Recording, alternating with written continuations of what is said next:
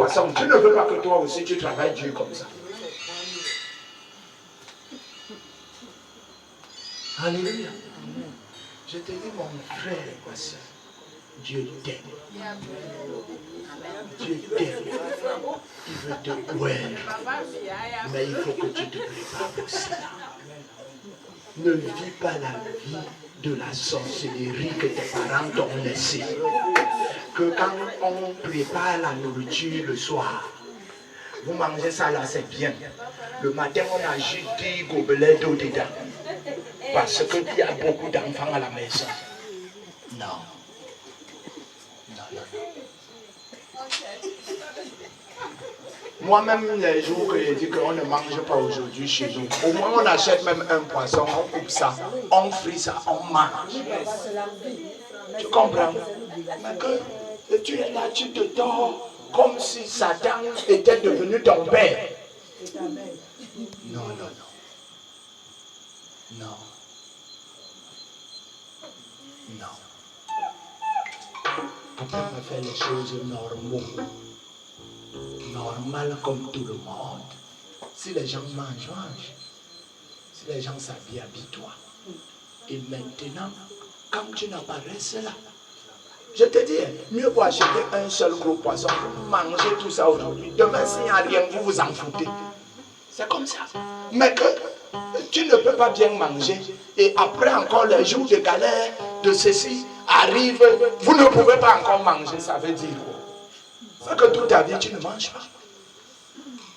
Et le jour que tu dis que tu jeûnes, jeûne.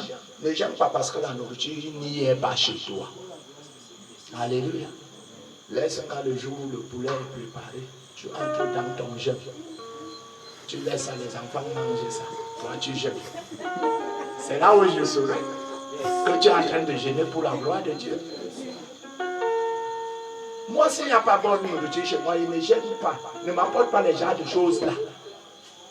Je vais te dire que je n'aime pas d'abord la nourriture, tu m'envoies jeûner, que je sais quoi. Ça veut dire que j'ai faim. Et je veux profiter pour me cacher derrière ma famille pour dire que je donne ça à Dieu. Non, c'est le mensonge. Il faut qu'il ait d'abord la bonne nourriture. Et que moi, je refuse ça pour la gloire de Dieu. Et je jeûne. Alléluia. Ce n'est pas parce que la famille te coince. Nous, on a trop fait les jeunes là. Vous ne savez même pas. Nous, on a fait les gens des jeunes là que parce que tu es coincé, tu n'as pas la nourriture. Tu dis que Jésus quoi? Jésus quoi? C'est l'ignorance. Ce n'est pas Jésus, je te dis.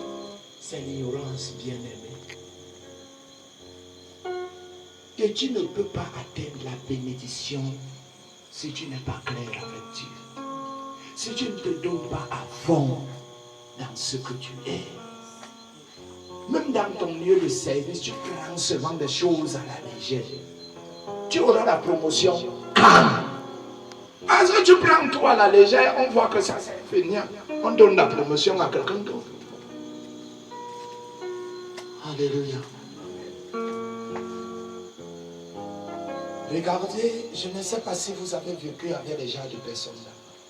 Quand il est quelque part, il paraît toujours comme la tête. Il paraît toujours comme s'il est chef d'équipe. Comme s'il est meneur des autres. C'est le genre d'homme-là que David était. Et c'est ce qu'un enfant de Dieu doit être. Quand tu es quelque part, c'est comme si c'est toi qui conduis les autres. Comme si c'est toi qui prends les initiatives. Tu amènes les choses à l'existence. C'est toi qui fais que les choses marchent bien. Et quand il y a ton absence, on le ressent. Donc tu auras la promotion.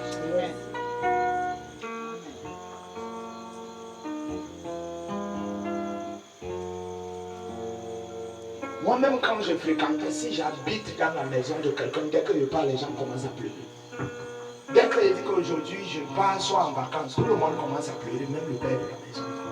Parce que je me fais important dans cette maison à un degré que même vos propres enfants ne peuvent pas être importants comme moi. Jusqu'à ce qu'un père m'a dit un jour, il me dit, mon fils, l'enfant que le père appelle, et il le voit venir. c'est lui qui l'aime toujours. Donc ne te dis pas pourquoi je t'appelle beaucoup trop. Parce que quand il m'appelait, moi je venais, je le servais. Donc c'est pour vous dire qu'il y a des trucs que nous devons. Donne-toi ta vraie valeur. Alléluia. Cesse de penser que tu es venu accompagner les autres. Non, tu n'accompagnes personne. Tu vis ton temps. Tu me comprends? La vie que Dieu t'a donnée, tu me comprends? C'est une valeur spéciale qui doit aboutir à la réalité. Et ça doit t'élever à te rendre roi. Quand tu entends roi, ça veut dire que sur le plan financier, tu commandes. Sur le plan social, tu commandes. Sur le plan spirituel, tu commandes. Alléluia. C'est ce genre d'onction que je voudrais que ce soir, tu sois loin de cette onction. Mais pas les fausses oncions. Pas l'onction de fiel qui est mêlée du péché. Alléluia. Mais l'onction de la sainteté, de la justice, de la droiture en Jésus-Christ. Cette onction-là, c'est ça. Toi, ta vie change une fois pour toutes.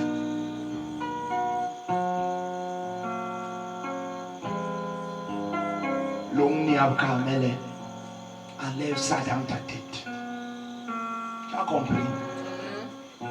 L'omni, dans les longs Abkamele, enlève ça dans ta tête. Toi qui es pas ça, tu connais ce que vous dites souvent là.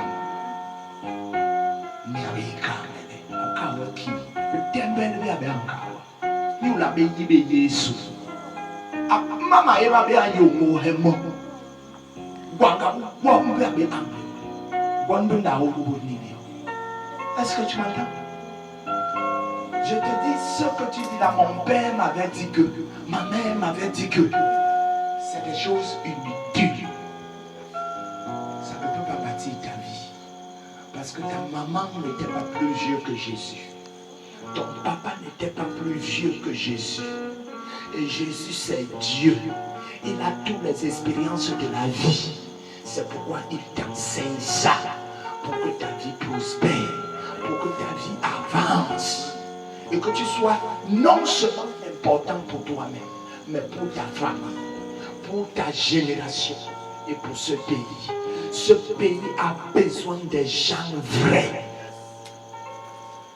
Ce pays a besoin des hommes moralisés, des femmes moralisées. Est-ce que tu m'entends? Ce pays n'a pas besoin des cancres. Parce que si c'est les cancres que nous allons laisser, ils vont tout dilapider.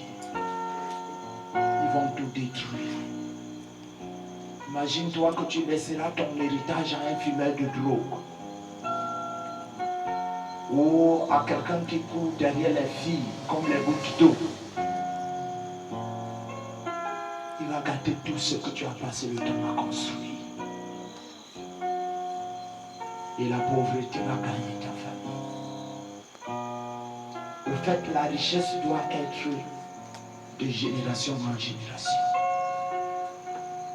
Et la richesse doit pérenniser. Parce que tu dois construire la richesse aujourd'hui pour toi, pour tes enfants, pour les enfants de tes enfants et les enfants des enfants de tes enfants. Que ce qu'eux ils travaillent ne soit plus pour assoupir les besoins, mais pour conserver aussi pour les autres. C'est ça tout bon Israélite. Tu as compris ça? C'est ça tout bon Israélite. Il ne travaille pas pour lui-même, mais pour des générations à venir. Parce qu'il a trouvé ce que son père avait déjà fait. Et c'est de ça qu'il dépend.